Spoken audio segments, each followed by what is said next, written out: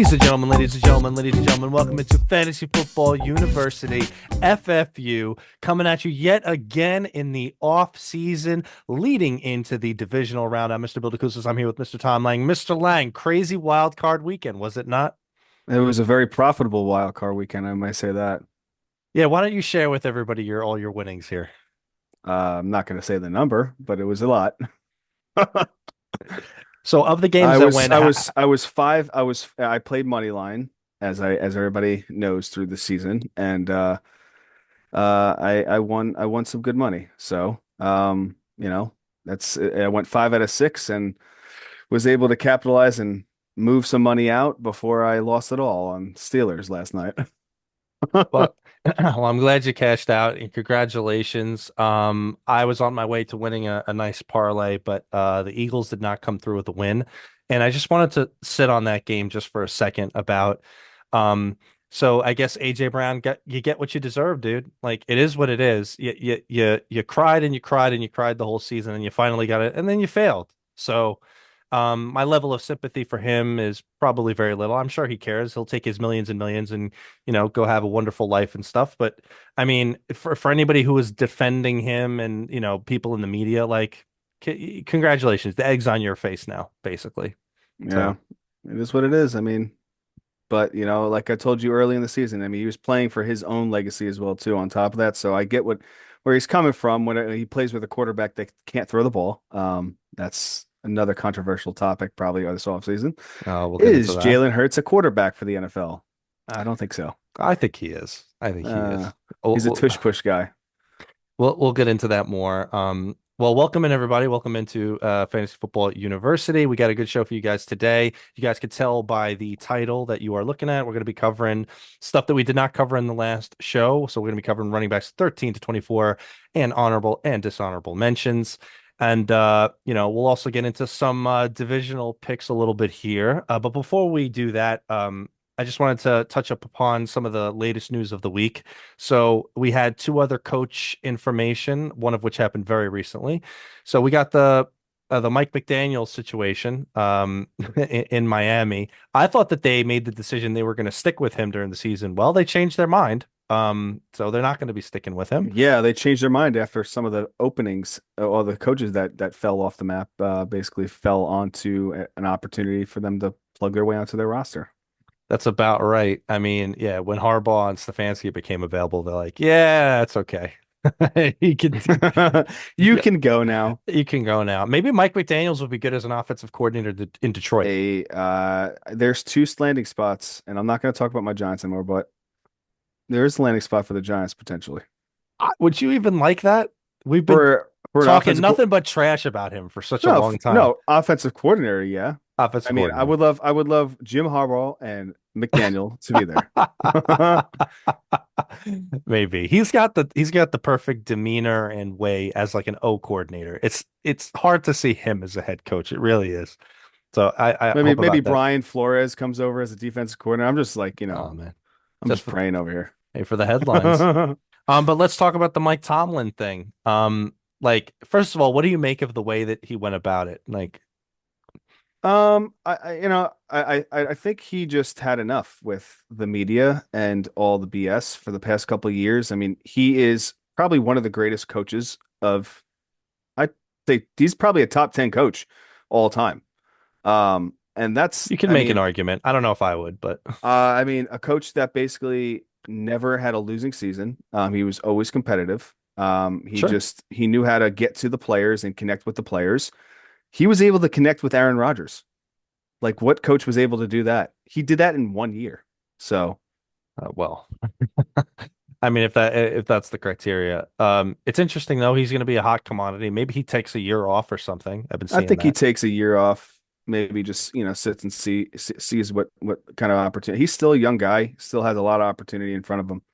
And there's a lot of like younger coaches that are coming through the pipeline. Some of these Madden coaches actually potentially making a headline to be a head coach somewhere, apparently. Yeah, I heard a little bit of chatter about that. We're also we'll tease this. We're going to do our first controversial topics episode next week. And we're not going to be covering some of that stuff, but we are absolutely going to have an episode in the off season dedicated to that whole thing about analytics, about Madden coaches overthinking things. We'll get into all that in the off season. But I wanted to ask you before we jump into like maybe a little bit of predictions here. If you had your pick of the litter for the head coach for the New York Giants, who would it be? I said it last week. There's no question about it. No I'm question, not, Harbaugh. yeah, all day long. Okay. I'll learn how to pronounce your name if you are my head coach. Okay. I still think Stefanski is really great too. I like him a lot, but I, I I rather more of a seasoned coach that actually has been consistent through the years.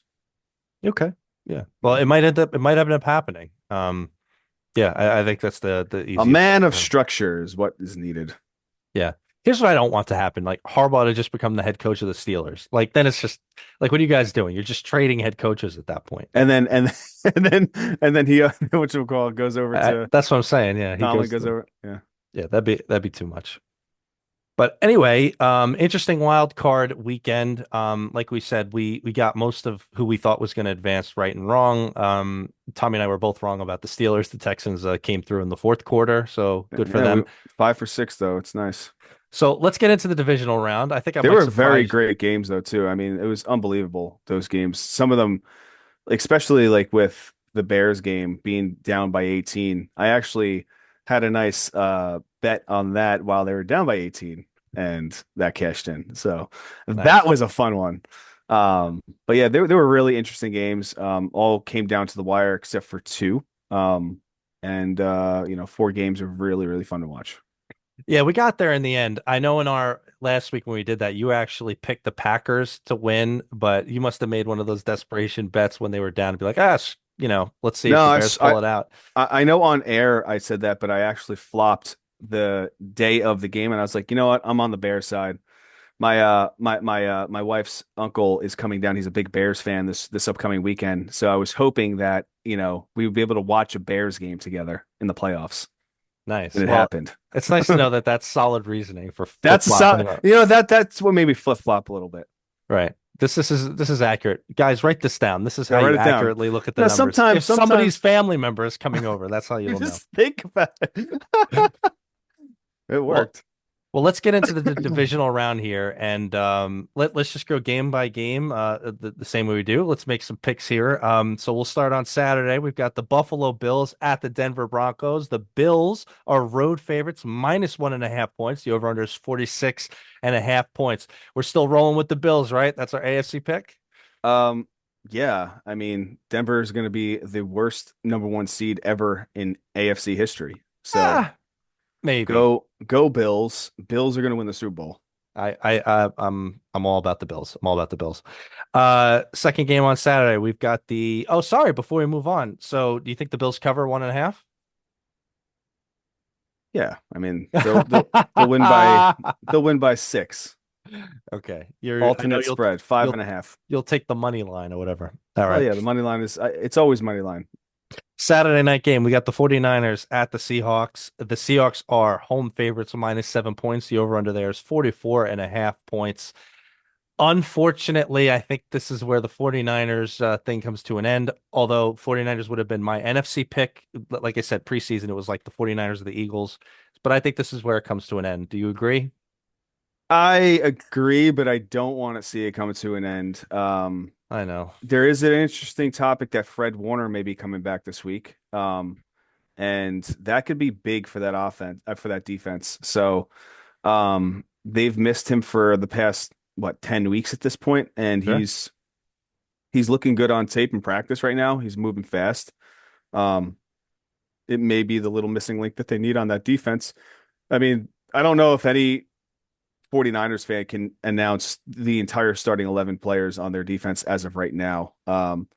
And they did a great job against the Eagles. So you just never know. Any given Saturday, any given Sunday, whatever it is, it's put up or shut up. It's a divisional game. The Seahawks have, I think they're 1-1 on the season. So Yeah, uh, but they beat them up 2 weeks ago. I Like, know, you I know, know, but we'll see. I mean, honestly, the 49ers are um, without Kittle, and the 49ers just played a hey, but very Tonjes phys is so good, right? Tonjes won us a Super Bowl. And Yeah, you want us a fantasy, you want us a fantasy championship. I don't know if he's going to win them a real championship. The 49ers just played a really physical game against the Eagles. yep. Um, yeah, I think the Seahawks win this, and I would take the Seahawks to cover the spread, -7. I know it's I crazy to probably say. well, what's the spread again? -7 right now. I'll probably take the FanDuel. plus. I'll probably take the +7. Okay. Okay. But you think the Seahawks still win the game? I think they still win it, but I'm hoping that the 49. I might put like a little small bet on the 49ers to win. All right, let's get to the Sunday slate. We've got the Houston Texans at the Patriots. The Patriots are home favorites, -3 points. This one I was excited to talk to you about because I was not impressed with the Patriots. Like they beat a completely awful offensive line, decimated team of the Chargers. It did Yeah, not look as impressive as it should have. no. Um, I was all set to pick Pittsburgh or the Texans, whoever won, to go and upset the Patriots. I'm going to stick with that. I think the Texans can pull off this upset. I think defensively, the Texans are the real deal. In New England also, Gonzalez went down with basically a head injury. So who knows if he's going to play? I would assume he'll play. I mean, it is, win or go home. But again, he has to be cleared to play. So it's just the league rules. I do think that the Houston Texans, if they play the way that they played against the Steelers, because the first half was very rigid, it was very tough. And also Stroud, he made a lot of mistakes, and there was some fumbles with the snaps, muff snaps, it, interceptions early in the game, but then they just basically came through once that defense really just started making the key takeaways for them to put up some points. So. Yeah, I mean, it's. I think it's gonna be close. Do you care enough to like? Would you have enough conviction to be able to be like, yeah, I would bet on the Texans to win this, or, you know? So yeah, I'm gonna be going the Texans, but I think that Buffalo in the championship week beats Oh Houston. we'll get there when we get there. But yeah, I still think Buffalo wins it. I do. I'm excited about the Bills. Let's go to the Bills. Let's go to the Sunday night game. We got the LA Rams at the Bears. The Rams are road favorites, -3.5 points. The over-under is 48.5 points. I think the Rams win this, but let me tell you, I have no idea. I wouldn't make any conviction, no bets on this. The Bears have impressed me, and the Rams should have. The Rams almost lost to the Panthers again. I Like know. I, I don't know I what they're know. doing on defensively. I mean, I think honestly the Rams are too good. Going back to my wife's uncle coming to town, this right? is gonna be Sound logic here. yeah. Sound logic. I'm gonna sound logic here that the Bears will lose this week. So I'm I'm going money line for Rams. I would not take the spread though. You wouldn't take the 3.5. No. It's too hard to take that 3.5. I agree. Do you think they hit the over? Because I would take the over. Over under is 48 The and a way half. that their defense has been playing, yeah, I mean, No. probably have to take the over. Yeah. So there we go. Those are our picks. We're in pretty much a Yep. lot of agreement here. Bills, Houston, Seattle, unfortunately, and Rams. And the Rams. And then yeah, it'll be an NFC West showdown in the NFC Championship game. So we'll cross those bridges when we get there. So there we go. That is the divisional round, and we'll see if that works out. So we got the main part of our show. You ready to jump into running backs here? Let's do it. All right, running backs. So if anybody didn't catch our last show, you should go check us out. YouTube, Apple Podcast, everywhere we are. We're all over the place. And thank you guys for being with us. Yeah, So yeah, right. subscribe. So running backs 1 to 12, which we talked about in depth, was Christian McCaffrey, Jonathan Taylor, Bijan Robinson, Jahmyr Gibbs, Devon Achane, James Cook, Derrick Henry, Kyron Williams, Travis Etienne, Chase Brown, Javonte Williams, and Josh Jacobs. And so starting off today, running back 13 was Saquon Barkley. Finished with 213 points. I mean, the ADP on Saquon was running back 2. Hmm. So obviously he hurt you. I mean, he didn't absolutely kill you, Me hurt you though. but he definitely hurt you. Thankfully, he came through and Yeah, if you had Jonathan Taylor and you had Saquon Barkley, it just rolls reverse there. to some degree, to some degree. I mean, they both kind of failed in the in the fantasy playoffs a little bit. Although Saquon did have a good quarter and semifinals, just Yep. his finals wasn't so good.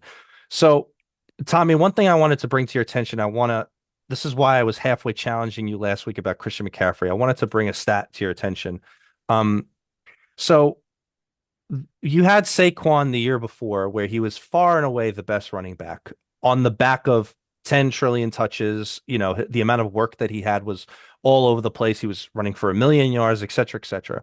We have seen this over the years with various backs, Christian McCaffrey included, where these backs that have a crazy amount of touches, the next year there is a significant drop off that is not commensurate with whatever their next year's ADP is going to be. We've seen it with I could just go down the list of names. David Johnson, LaDainian Tomlinson, Le'Veon Bell. I mean, these workhorse guys, it never turns into very rarely has it ever been like a back to back. Todd Gurley might be the only one in recent memory that I remember he went back to back with that level of work. I think it was whatchamacallit, Derrick Henry. Derrick Henry himself too, if you remember, like he took a hit this year, and last year, what he was, a league winner for a lot of people. He had 10 trillion touches himself last year. I Mhm. bring this up to mention on the Saquon thing because that's essentially what happened with Saquon. I think he might have been valuated too high because I mean he had the nickname Safequan for a lot of people online because people were like, well, he can't bust. Well, I guess by that definition, it's not like he busted, but he did not return value of ADP two here. So No. maybe we should we have to really, really focus on that going into next year. There's no way I'm going to have Christian McCaffrey really as high as you were suggesting then for that reason next year. No, honestly, I do. I, 'Cause you said top five last week about Christian McCaffrey. yeah, no, but I think Barkley will be in a top 10 next year. He should finish in his normal pace. I think that there was a lot of weird things happening in that on that team this year. They have so much talent and a lot of weird things that happen offensively. Um, and again, they were trying to throw the ball when they probably shouldn't have thrown the ball. Just give the ball to Barkley, but then Barkley wasn't running the ball well. Offensive line wise, they weren't blocking nearly as good as they were last year. I think that there's been some injuries. Lane Johnson was Yeah, out. the lane You thing is a know, good point. Yeah. so there were some key point injuries through the season that kind of like conflicted like with the opportunity for him to be what he was. And unfortunately, he wasn't getting the ball thrown to him nearly as much as well. So, he didn't have a lot of all-purpose yards completely, that was even close to comparable to the previous year. And the touchdowns were not there. That was a big thing. Yeah, and I'm just sort of making the comparison here about prior year's work as a sort of predictive factor towards next year when we look at backs. But I agree with everything you're saying about Barkley. Um, it just came top of mind to me mentioning about Uh, Christian I'm gonna McCaffrey. I'm gonna say this. I'm gonna say this. I said this a couple times. I don't think Jalen Hurts is a good quarterback, and this was a big hurt on Saquon Barkley. Last year, yes, they leaned to the run. When they led to the run, it led to play action. It led to spreading the ball to the key players down the field. Then that's when it was good because you were utilizing a player to his stature. They just got too cocky this year, I think, and I don't. Again, they utilize Jalen Hurts could be a good quarterback in a sense, but he's not. He's not a franchise guy. Like he hurt this team, and this hurt Saquon Barkley's production for the year.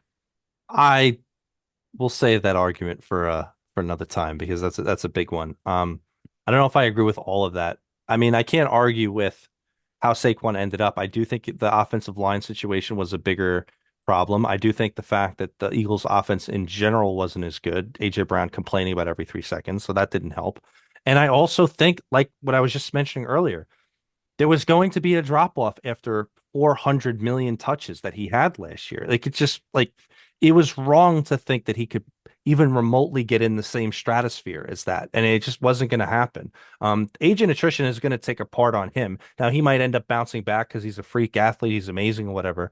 I'd feel better about that for next year, but we have to keep a real look on that kind of stuff. Like just look at these guys and their touches. So I mean, he was a victim of that. Again, he didn't absolutely kill you, but man, he did not really help your team this year. So, tough for everybody who had him. Let's go to the next guy, and I was so surprised that he even got to number 14. We've got Ashton Genty here, finishing with 206 points. He was drafted as the running back six. Hmm. So I guess by those, similar to Barkley, I guess he didn't kill you. But if you look at the games, he killed you. It was bad. I mean, here we go. Here's the points. Like 11 points, 5 points, 6 points, 32 points, 13 points, 3 points. Like, I mean, you can't have this level of Yeah, volatility. I and mean, the thing that's tough about it is in week 16 in the yep, the semis, you were not playing him. right. You could not predict that, right? And that was against the Texans. You could not play him. And Against the Texans. for those of you that did play him, Oh, you probably had nothing else to put in there. But honestly, he just did not return on investment this year. This is why you don't draft rookie running backs that early in the draft. It happened, you get a good opportunity here and there, but more than not, you're going to lose on that opportunity. That team was a brand new team with Geno, no play quarterback, no more Smith at the helm, and coaching situation was not great. It was a bad experience. And I feel so bad for Ashton Genty not being able to be in his Michael Myers mode all season. Chip Kelly destroyed his early legacy, and then he started producing when he was able to stand upright. So I had to go back and look at it. Yeah, like almost nobody would have gotten that week 16 blow up game. Do you want to know players that we were recommending you to start over Ashton Genty? Try Cardinals running back X. Try yeah, Giants running back X. Houston running back X. Like we're talking that far down the line. And like you said, anybody who had him in there just because they absolutely had to. Maybe somebody got hurt at the last second. It was bad. I mean, everything that you said is correct. Almost, I mean, he finishes as the running back 14, basically on the back of maybe one or two good weeks, one of which 100% you didn't start him for. So, hmm I mean, it hurt. It was bad. Um, how good do you think things can get next year? I mean, honestly, if they get Mendoza as the quarterback, then I think everything's going to go uphill. They just need offensive line. Well, that matters. I mean, they're not going to be that good. They're not going to, And they need Bowers to be healthy. but yeah, that too. So Not I getting think shut I down or think whatever. Genty is a key, obviously the biggest key component to that offense, but they need an offensive line to be able to block for him. Imagine what he could do with an offensive line. He did that with no offense. He literally, basically, I was out there blocking for him this year. Yeah. I And got the call. I went out there and I just was like, no, I ain't doing this. And for our audience to know, that's a bad offensive line, if that's That's the case. bad. That's Yeah. bad. Let's go to the next guy. We've got DeAndre Swift finishing as the running back 15. He got you good value, man. He was drafted as the running back 23. I mean, he came through. I would say that we were feeling decently good about Swift leading into the offseason, but he was kind of like a mini Kenneth Glass Walker for us. We were a little bit Yeah. more worried about his health, but when he gets into the open space, he's super explosive, and you could see that. I would say the only trepidation we could possibly have about Swift is the ascension of Kyle Monangai, who, in my opinion, as good as Swift looked, I thought Monangai looked better this year. I got it, maybe on more limited touches, and then his efficiency goes down. But Monangai looked great. Like, He looked Ben, really good with the touches that he received this year.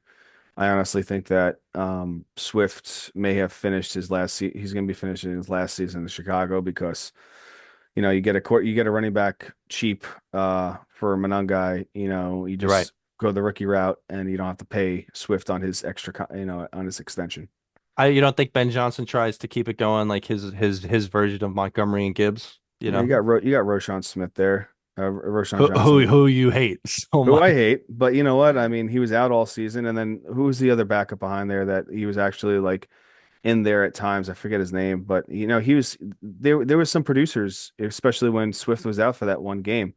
So I do think that there's a really good opportunity that they'll get creative and utilize really young talent, and or maybe getting another guy for cheaper than DeAndre Swift will be. Maybe. I honestly think, and this is crazy. This is a crazy thought, but watch David Montgomery gets booted off the Detroit Lions, finds his way back to Chicago, and DeAndre Swift finds his way back to Detroit. I mean, it's possible, I It's an guess. interesting play there. Yeah, it's possible. But I agree. I'm much more excited. I'm not going to be so excited about Swift next year because of all the reasons you said. The Bears' commitment to Swift is paper thin. Hmm. They could get rid of him at any time. Even the Bears could go win the Super Bowl and then Swift could not be with the team next year. So I don't know. We'll see how that goes. Let's go to the next guy, and we're gonna actually talk about two players at once here. So finishing at number 16 is Rico Dowdle with 194 points. We're also gonna go ahead and talk about Chuba Hubbard here, who finished as the running back 42. I bring this up because Rico Dowdle was drafted as the running back 55. So yeah, he returned value, and Chuba Hubbard was drafted as the running back 18, who did not return value. So I actually went back, Tommy, and I looked at stuff that we were talking about Chuba during the year. And it wasn't that long into the year. It was like a couple of weeks where we said, hey, if you're the Chuba owner, you better have Rico Dowdle on that team Yeah. as handcuff, insurance, etc. Because at some point, Rico just came in and just became dominating. For a period of time, he was the running back one. Here we go. Yeah. And I felt very good about it. I mean, they didn't just sign him to just let him sit the bench and ride the bench. I thought early on that he was going to be a third down guy. Third down and kind of like an opportunity inside the 20s. Now, and we did talk about this early in the year about this was going to hurt Chuba Hubbard's basically goal line opportunities. Now, he is obviously a power guy that's going to run up the middle. We've seen that, the last couple of weeks when he's healthy. But Rico is, he's suave when he catches that ball in his out routes. So I do think that it is a nice 1-2 punch, and I do think that they don't like each other too. So they're trying to like fight. They're trying to beat one of each other's stat, and it's very interesting because I don't think I've ever seen them talking on the sideline. They're always just like away from each other. 100, like it's an interesting It'll be experience. it'll be interesting how that leads into next year because neither one of these guys was the guy that they wanted to take over the running back spot. It's supposed to be Jonathan Brooks whenever he comes back. Well, Um, last year they paid Chuba Hubbard on the extension. He's got another 3 more years on that extension. Rico was just a 1 year wonder, and right. I think they may extend him. Yeah, that's no, you're right about that. And it's interesting, you're right about like just the portions of the season here. So for the first 4 weeks, Chuba Hubbard was really good. 16 points, 16 points, 9 points, 8 points. Rico was almost nothing. But after that, after Chuba goes down, Rico Dowdle, 31 points, 10 points, 5 points, 27 points, 14 points, 13 points, 9 points. Like he was good. And then towards the end of the season, we got into this thing where it's like both of them became eh, you could throw Yeah, in either one of them. and it was very interesting on how they utilized Chuba as like the RB1 on like two series back to back, and then that's when you saw Rico in there. It Right. was interesting how he was used like that late in the season because he definitely was the most appropriately talented back in that backfield this year. Yeah, and it's funny. Chuba had that one big blow up game in a game where we probably recommended you to not play him against the Rams. Probably recommended to drop him. Well, against the Rams, we weren't going to tell you to play him there, but he puts up, 25.6 points there. But even still, I mean, so we talked about him a little bit in a couple shows ago about Chuba was not one of our best calls, but he was not one of anybody's good calls this year. It just did not work out. But maybe you got lucky and you did have Rico Dowdle on your team Mhm. when like we told you to. So we'll see how the Panthers get going for next year. Let's talk about number 17. This is going to be painful for me. So, number 17, Breece Hall finishing 189 points. So, you drafted him as the running back 16. So, he finished right about what you expected on this awful team. And I've never seen a worse team in my life, the New York Jets. So, uh, the way I see this is the first half of the year was pretty good. Like, you would have been real happy with it, as bad as the team was. But at some point, leading into the bye or when Garrett goes down and then the Jets just decided we're giving up on the season for draft picks or whatever, like it just became so bad that it was like, what do we say every week? Hey, he's a probably start. Go ahead if you want to. And Mhm. that was about it. I do you think Breece Hall stays on the Jets next year? My brother does. No. My brother thinks that first of all, his logic was that if since they didn't trade him during this year to get the third round pick from Oh no, they wanted the third round pick, but KC was only going to offer them a fourth round pick. So they kept him with the idea that they're going to try to sign him this offseason. I don't think that happens either. I think they fumbled that because, of course, it's the New York Jets. And I don't think they sign him, or maybe they sign and trade him. Who knows? maybe where could he go other than Kansas City that would raise his value? Uh, You think? Possibly. It's just maybe not. I was gonna say Denver because RJ Harvey's there. RJ Harvey's there, yeah. Yeah, but I would have said if you don't think the Javante thing is going to go through, Dallas would have been great for him. nah. I But mean, I thought that was gonna be a landing spot for trades, but Javante really proved himself, and then obviously Jaden Blue really showed that he can actually be another opportunity if he's not a coach's decision to sit. Um, I don't know. I have to think about that. think think I think about I it. I mean, actually, a really good landing spot could be potentially Washington. If Certainly, certainly, because we don't like the backs there. No, Well, except for Chris Rodriguez. we like him if they give him a shot. Yeah, a C Rod or whatever he's called. Yeah, we'll see Chris about that. Rodriguez. Don't give him any type of like short name. It's Chris Rodriguez. If Brees Hall returns to the god awful New York Jets, we're probably going to evaluate him next year, similar to how we had him this year. A low end running back two with upside capped because the Jets can't do anything on offense. Let's go to the next guy. And we're going to talk about two guys here. So finishing at running back 18, we've got Jalen Warren, and finishing at running back 21, we've got Kenneth Gainwell. I can't believe they finished as close as they did. So, No, Ga- Gainwell was predominantly the pass catcher. Gainwell from I got to see which week this is for the second half of the year was something like a top six back. He was really unbelievable. So Jalen Warren, you drafted him as the running back 29, finishes as the running back 18. Let's go, great value. And Kenneth Gainwell, what irrelevant, undrafted, but God bless Arthur Smith, who just decides, hey, we need Kenneth Gainwell because we can't rely on the other pass catchers in No. Pittsburgh. And what really put him up to that number, yes, he only had 537 yards around the ground rushing, but he had 73 receptions. I know, I So, know. but he, 73 receptions, they were a lot of short yardage things. They weren't anything massive, explosive. 73 receptions and he caught like 90% of his balls.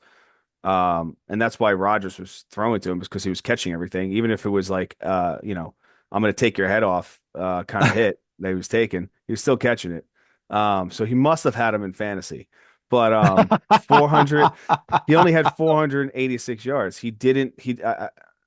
My math may be a little off here. He actually all-purpose yards. He just surpassed 1,000 yards. Um, but his touchdowns were five touchdowns on the ground and then three through the air.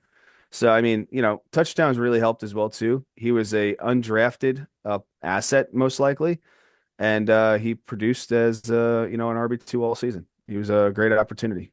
Yeah, and Jalen Warren, don't take anything away from him. He was great too. I mean, he Oh was yeah, he finished ahead of him. He was well, the RB1 on that roster. I mean, we kept calling him Beast all year because that's what he is. He just ran so great. Yeah. So I don't When when fault. uh when Caleb Johnson gets drafted before all those guys, we told you not to draft him. We told you not to. And I don't fault Arthur Smith at all for using both of the guys. It was successful. I mean, it just worked, and they needed it because it's not like they could rely on DK Metcalf to be consistent. It just didn't work that way. Here's a question he's, for. he's consistent with punching people in the face. That's right. Here's a question for you. This blew my mind. Which player is younger, Warren or Gainwell? Warren Gainwell. Gainwell is younger. Yeah, it blew my mind too. by a year. Not by much. I think it was like half a year or something. Oh, okay. Um, So they're the same age. well, it blew my mind because it feels like Warren has been in the league less than Gainwell. It feels like Gainwell's been around, like he was the backup in Philadelphia for a couple of years and stuff. I mean, like it threw me off to know that. I bring it Well, up I mean, because he could have came in the league at 20, and Jalen Warren could have came in the league at 21. now with Tomlin stepping down, and we don't know the future of Arthur Smith there, whatever their offensive philosophy is going to be. I wonder if Gainwell just falls off the planet because it's not like they're going to move away from Warren, and they invested in Caleb Johnson as supposedly what the backup was going to be. Or maybe they just Caleb Johnson's gone, and they just maybe find another back with Arm. They're not gonna send him away after drafting him last year. I mean, Well, Gainwell was on a 1 year contract as well too. So maybe Gainwell's out, right? He earns himself a little bit of a payday somewhere as a 1A, 1B back, maybe. he'll earn himself a payday like Tony Pollard Maybe, and be in a maybe, really bad situation. maybe, and just have 1 week where he puts up 90,000 points against the defense that I start. And then that just forces everybody to Yeah. have to draft him next year. Yeah. We'll talk about him. We'll talk about him. Let's go to the next guy, finishing at running back 19. We have RJ Harvey here, finishing with 179 points. You drafted him as the running back 22. So he exceeded value, but that's not the way to look at this. He was useless for you for basically 1/2 to 2/3 of the season. And we told you guys, like these are some of the stuff that we got 100% right about these rookie running backs that if they were going to take off, it was going to take a while. And he's the poster child for that. Dobbins was great for the first half of this year, leading into his injury situation. And then RJ Harvey goes in, and then he's everything that you could have hoped for at that point. Um, so depending on what Denver does here in the in the playoffs here, I'm going to be all about RJ Harvey for next year. Obviously, he's going to be a good keeper option for God bless you, anybody who has him. But I guess the Broncos just move away from Dobbins now after this year, or do you think Sean Payton curmudgeons his way into keeping Dobbins? No, he'll still be there and there'll still be a controversy. And Dobbins will probably be the starter to start week one. And Oh, we'll get all that, and then RG Harvey will basically just overcome and eclipse him. So, RJ Harvey will have like 4 points or something. Everybody's going to lose their mind and get mad at Sean Payton, and and then that's they'll so fun. drop him and then he'll be a great pickup. Yes. Yeah. So RJ Harvey helped win you a championship if you were, I mean, just the last 5 weeks of the season, 19.7, 19, 10.5, 20.1, and 16.1 in your championship. So he was a very good asset for your team, especially where you could have got him. Maybe even picked him up because people would have dropped him halfway through the Oh year. yeah, I picked him up, but then Yeah. then I dropped him for because when I dropped him in a sense, I believe in this league that I had a keeper better value than him Yep. to add. You ready for a very similar narrative? Let's talk about number 20, Travion Henderson. I mean, you drafted him as the running back 19, but you know, kind of to that point, Tommy, I just wanted to say, like, it's not like these guys, these rookie running backs, it's not like they do anything actively wrong. You got to understand that these coaches, they need reliability. There was no way a guy like Vrabel, this old school kind of guy, is going to move away from Stevenson when he knew Stevenson was going to pick up the blocks, was going to be, reliable with the way he was running his plays. It was going to take a while to get these guys integrated in. That's why we felt the way that we felt about the drafting situation. And that's what happened. Travion Henderson took half of the year to become relevant on that team. And even during sort of towards the latter half of the year, even when Travion Henderson started performing well, it's not like Stevenson fell off the planet. He was still 40, 50, 60%, depending on which game it was. And Henderson himself failed you in the fantasy playoffs. But if, as you remember, we advised people to be like, you need to adjust your expectations here. It's not like you're going to rely on him to put up 20 points here. Yeah. So, I mean, unless Stevenson is kicked away from the team, I see more of the same type of 50-50, maybe 60-40 to Henderson next year. Because they like him. It's just it is what it is. Vrabel likes Stevenson. And Stevenson's good. Like people forget, like Stevenson's really good. So I don't know. Maybe it was a bit of an oversight from some people getting too excited about the situation. I will say that Ramondre Stevenson, isn't he on his last term of his year of his contract too? So they may have just been trying to like grind it out to see if it's worth it to keep him on the they, roster. as I recall, they gave him a new contract the year before they drafted Henderson. So he's got another year left. So, it makes a lot of sense to me the way that they handled this. I will grant to everybody listening that we like Henderson. We recognize he's the more explosive guy, but we knew this kind of stuff happens. We know how coaches act. So, maybe he's another one that maybe you acquired halfway through the season and helped you when or at least helped get some points for you towards the latter half of the year. So let's go to the next guy. We're skipping over 21. That was Gainwell. Let's go to number 22. That's Tony Pollard, the aforementioned Tommy's favorite running back. So Tony Pollard finishing with 161 points. You drafted him as the running back 24. He finishes the running back 22, very low end running back two. You knew what you were getting out of Tony Pollard on that god awful team. Is this the end of Tony Pollard, or how do you think the Titans shape up their entire team next year? Like, I mean, he's still under contract, so yeah, I know you like Tajay Spears more. I do like Tajay Spears more, but I mean, I think it's going to be the same thing, 1-2 punch. There's no reason for them to switch anything up. They have a good, they have a good two good backs right there. They just need to get a little bit more consistent on the offense.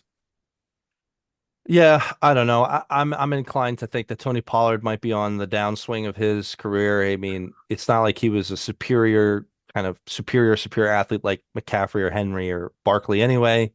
So I might have a real low evaluation for him next year. But if they go in and he's going to be quote unquote the starting running back, we say it all the time, right, Tommy? That hey, the starting running back is going to be somebody that should be drafted and Hmm. rostered. So we'll take a look at that um going into next year. Let's talk about number 23. This is going to be fun. Number finishing at number 23, and we'll also talk about number 25. We've got Ken Walker and Zach Charbonnet. So Ken Walker finishing with 161 points. You drafted him as the running back 17. Zach Charbonnet finishing with 7 points behind him at 154 points. You draft him as the running back 32. So yeah, Zach Return on Char investment. Charbonnet was great. Charbonnet had the better return on investment. Kenneth Walker did not, although for not the reasons we thought. We thought Ken Walker would get injured. He did not get injured. He just got usurped half of the time by Zach Charbonnet. Um, they probably were the most fun backfield to talk about all year. What would you say as your honest opinion? If you took away Kenneth Walker's running backward business, you don't really think Zach Charbonnet is a better back than Ken Walker, do you? No, I think Ken Walker is the better back, but it's just tendency. That's what he does, and there's no way that you're going to fix that. He's a pro, and he's not changing his way. He's it's his play has made it very clear. Um, Zach Charbonnet is he definitely got lighter this year. He's not as heavy as he was the year prior. But he's not as fast. Like when he gets in open field, he's fast, but he doesn't have the early agility to get him to that point unless he's gonna break, he's gonna break a tackle and he's gonna work his way through. Walker literally is shot out of a cannon. And the problem is when he's shot out of a cannon, that's when he like backpedals and he tears his ACL or something like that. So Well, hopefully not. It's not like we want that to happen to these guys. no. We'll see how far they make it. They make it into the playoffs. I mean, we have them at least making it to the NFC Championship game here. So it'll be interesting to see how they handle this for Like next I year. said, I am slightly putting a little money on the 49ers this week. Okay. But I am assuming that the Seattle Seahawks are going to win. Okay.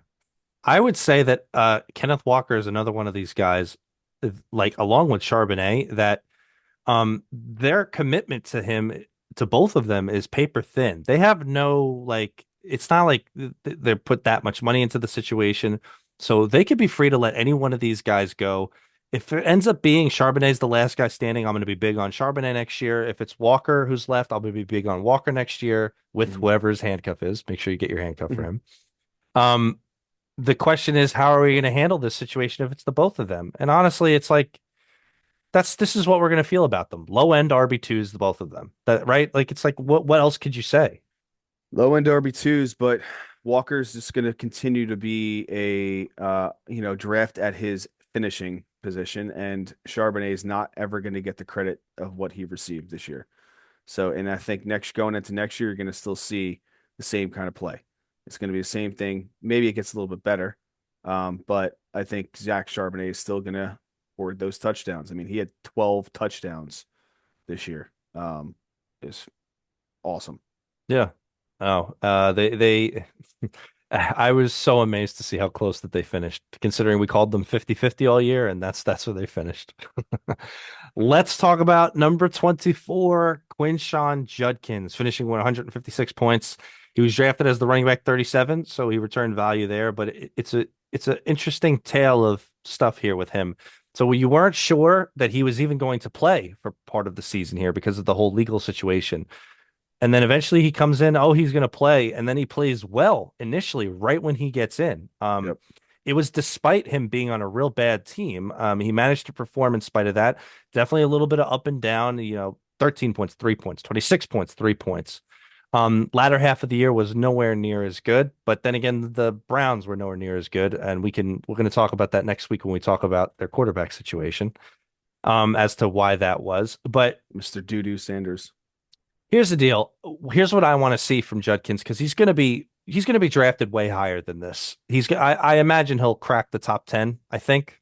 Just judging from a rookie who showed a lot of promise, he's going to be the main guy. I think he'll crack the top 10 in ADP next year.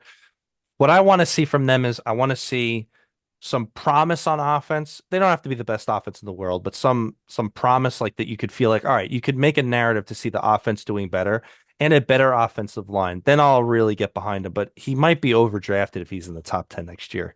Yeah, he's definitely going to be overdrafted next year. And you're going to get some good games out of him, but again, he's not going to be on a good team again. No matter what the coaching situation there, it's going to take a couple of years for them to, be relevant. And it's not like the Bengals, the Steelers, the Ravens are getting worse, to be honest. They're only going to get better, I think, going into this upcoming year. So, the Bengals made a lot of mistakes, with their signings and stuff like that. I think they're going to restructure some things and figure some stuff out. And then you got new coaching situations with those other two teams. And same thing with the Browns. The Browns have a lot of young talent, but I just don't think they're there yet.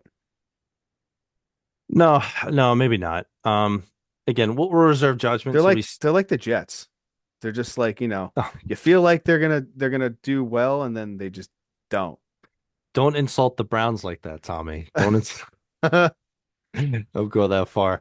And a lot of this will depend on what his ADP is, but if his ADP does get it as high as that, we'll call it out. He might be I overdrafted. think I think So he'll be probably a third round pick, and I maybe. feel like that's too early.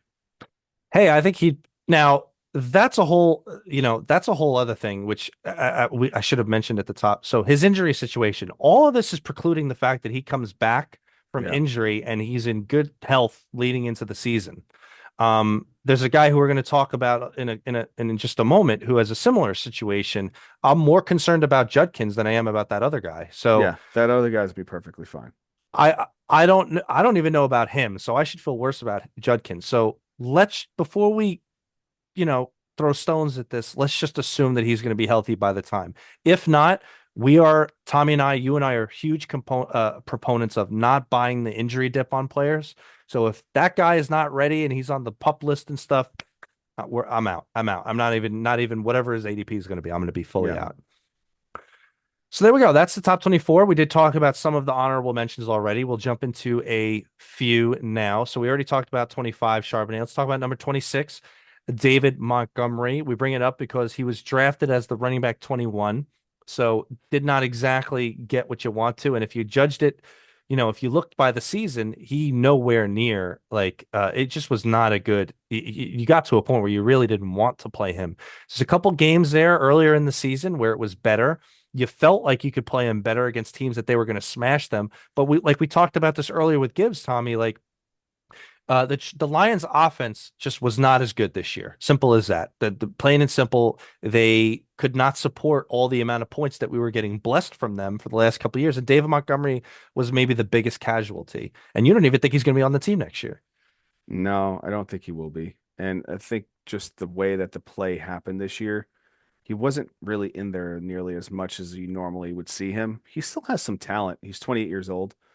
Still has some talent, but he's on the back end of his career for a running back, and that's why I'm saying I think there could be a little flip flop with both players, meaning Swift and Montgomery, going back to their starting teams. Maybe that'll be quite the thing if that happens. Yeah, this what's the world without some type of controversy? Well, it's I could tell you, I could see David Montgomery being like one of these aged veterans who gets traded to like Arizona and they use him, in the interim or something as to complement because Connor's not going to be back. So I mean, to complement Trey Benson or something. Kyler's gonna be a New York Jet. Ugh, let's hope not. Let's hope not. And then the media will be feeling like, oh, he's our guy, and then they won't go and draft Archie Manning the following year, which is what they should do. I feel like they should just get a bridge quarterback. Anyway, we're not talking about I that. think you should wait and just make sure Archie is good to go. Let's not focus on my horrors now. Let's talk about the next guy we want to mention. So we wanted to mention Omarion Hampton, who was finished as the running back 32. He was drafted as the running back 14, but that's not the whole story. His average was 13.3 points, which would basically put him right around that point. So you got the value in the times that you could actually play him. Um, One thing I wanted to mention, Tommy, was you remember that point in the season, we actually talked about this during the season, was if you knew that Omarion Hampton wasn't going to come back until week 14, which is when he came back, if would you have dropped him at that point back then, earlier in the season, No, because I knew that he was going to be the one and only guy, if you and didn't I have an IR slot? I didn't. I actually had him on two of my rosters without an IR slot and just managed my team. Okay. Okay. Made some trades, got some good running backs in return, and then I had four running backs that were starting running backs. Okay. I wanted to mention that like I'm on the fence with that if I would have ended up doing it. But again, hindsight's 2020. I would have held on to him enough. And then once I found out when he was coming back, I probably would have had him on my team anyway. So hindsight's 2020 there. I Mm. thought he was great in the times that he actually played. He's super talented, but again, we'll talk about this more when we talk about the Chargers in other shows. Their O line was just so bad. It was just so bad. So this was his performance with one of the worst O lines in football. Let's see them try to get some O linemen, and I'll feel way better about the situation going forward.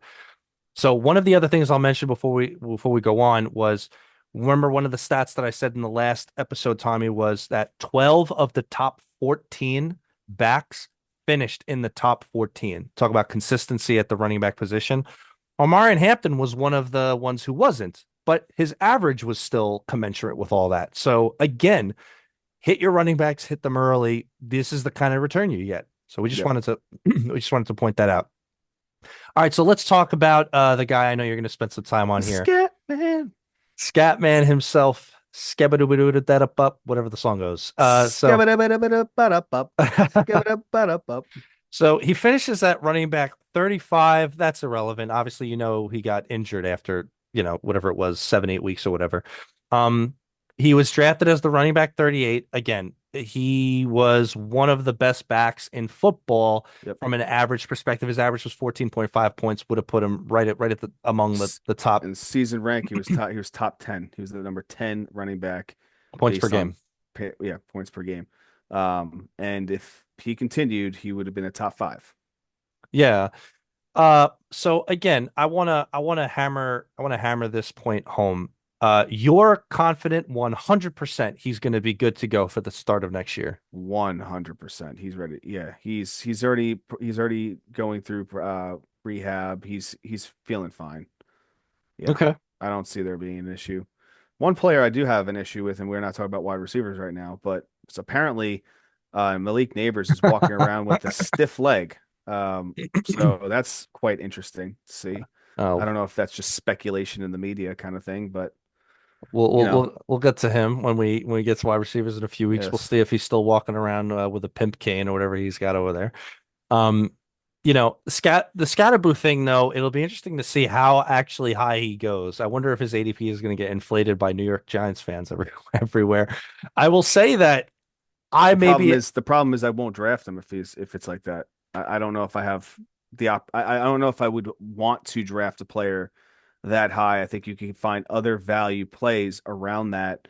And then when, say if he doesn't play week one or week two, which I do think he's going to play early, but you may have an owner that just feels really bad about it and make a trade offer. You know, to that point, if I think Judkins is going to crack the top 10, I could see Scatterboo cracking the top 10 in terms of ADP. Do you think he would be overdrafted at that point? That's the problem. I think his ADP is going to be too high, and there's going to be Maybe. a lot of hype going into it next year. And yeah, maybe it pays off. But I personally don't know if I have. His touchdown efficiency was pretty high. I don't know how long that continues for, but maybe that's his That's his thing, you know. forte. That's his thing. I mean, Yeah. watching him in college, he's an all-purpose guy. And there's always a concussion risk. I mean, Oh, well, when you're slamming your head against, concrete walls before you start, week 18 they showed I know what you're gonna say. they showed Jackson Dart basically before going out there, basically slamming his head against the wall. They're like, "What? Who did he learn that from?" The scat man himself Yeah, who do you think missed their concussion. Yeah, he better be careful or else he'll start talking like the scat man for the rest of his life. But in a less morbid sense, I thought he was super talented, and Yeah, I'm not gonna knock what he was able to do in the short time that he was playing there. My biggest concern about it is the health thing, and I'll say this, Tommy, similar to the Judkins thing. If leading into the season, it's like, hey, he's ramping up, he's limited at practice, and we're going to start him on the pup or something like. At that point, it's like, yeah. all You right, like can't you I'll, can't draft them that early. If it's that situation. I mean, again, being a Giants fan, I'm always very hesitant on drafting Giants players because I always get hurt with them. I try to keep my fandom out of it as much as I can and go and how's that working play. for you? Last year, when I was able to get Scatterboo off the waiver wire in Yeah. one league, which was beautiful, which was weird that I was able to do so. But yeah, and then the other league I traded for him early on, and I was able to capitalize on that, and then was able to maneuver some other opportunities to cover for him with this injury. But Let I got I I think got I got one more quick question for you on Scatterbo. It's important. So do you think what like Scatterbo comes back and then what Tracy is just irrelevant? That's it. You know, I think Tracy's just going to remain the role that he had. I mean, also we want to see what kind of coach is going to come in. Is going to be more of like a dual threat kind of opportunity coach. but And he never ended up having that role. Like what happened was Tracy got hurt and then Scatterbo became primary at that point. Yep. And then after that, Scatterbo got hurt and then Tracy came back in. Like it was like right around the exact same time. Yeah, So but I we never think got to see it. with both of them, I think, it's probably going to be like a 60-40. It won't be 50-50. But honestly, I'd be fine with it being 50-50.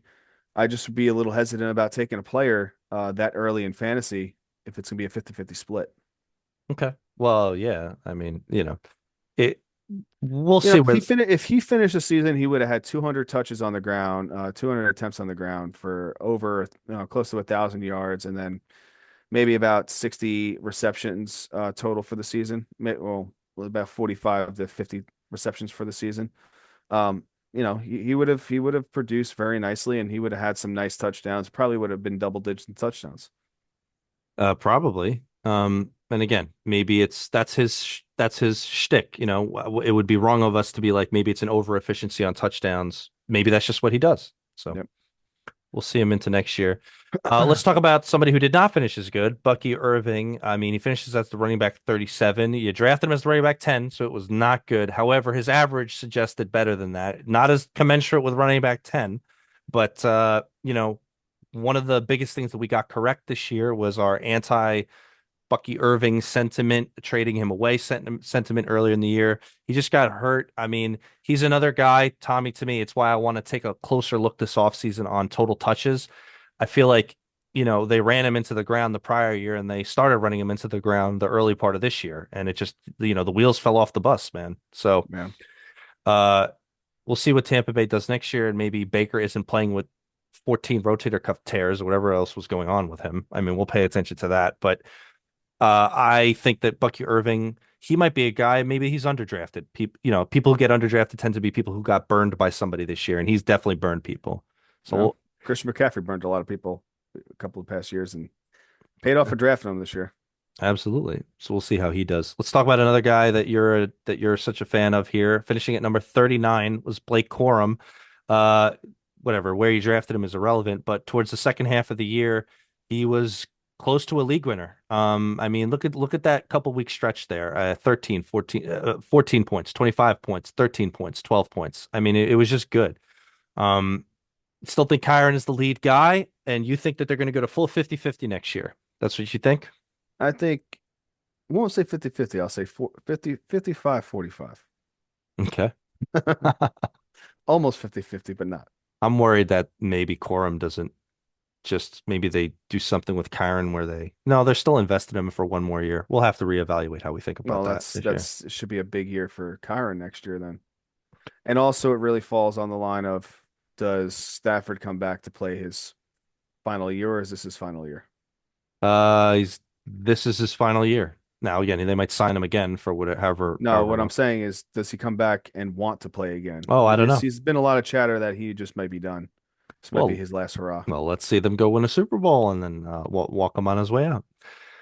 Let's talk about the next guy who maybe was the biggest bust at the running back position this year. It's close. He's one of the candidates. So finishing at running back 46 was Alvin Kamara. You drafted him as the running back 15. And we got nothing to say in terms of him We getting told you in. not to draft him. We told you not to draft him at that value, but we were still fairly high on him. It's we were maybe a marginally better than what the consensus was. The point about though, like where he finished so bad, it's not just that he got injured 2/3 of the way through the year. He was bad before that. At some point, he became droppable.